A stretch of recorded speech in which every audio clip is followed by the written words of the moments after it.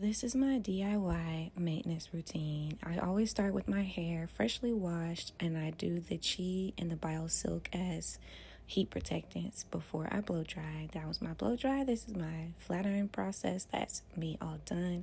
And then I use a little bit of the spritz in these clips to roll the top of my hair and then the flexi rods for the bottom. These are the bangs that my aunt cut. I was going to do press on toenails, but I just was not loving the ones that I got. So I decided to go ahead and do a French tip free-handed.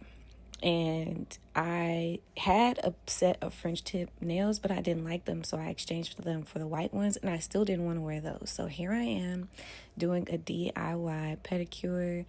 I first, use the soapy water, clean my feet, clean under my nails, above my nails.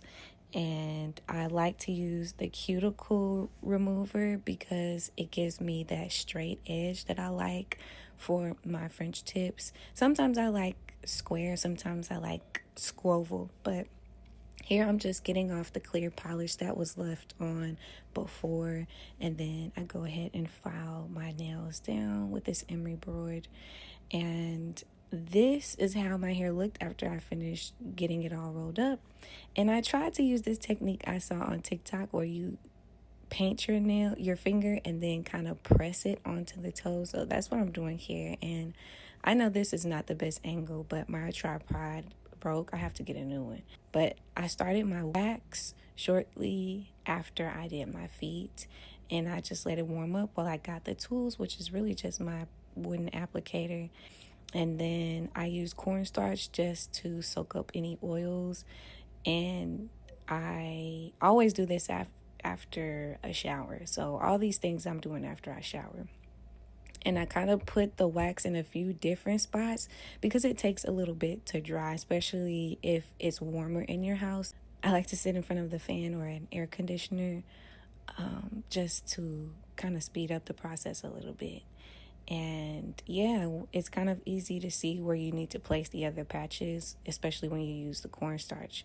So once you remove them. But moving on to my mani, anytime I do press-ons, I like to drill my nails a little bit just so that the glue can adhere. So that's the viral glue that I use, and I never let it sit on my finger more than 10 seconds because it dries so fast and you cannot make any adjustments once you do that. So after I applied all the nails, I went and shaped them up and got rid of that little part that is at the end of the nails, and I was good to go. You can put on a top coat if you want, just to give it a little extra shine, but sometimes I just like to leave it as it is.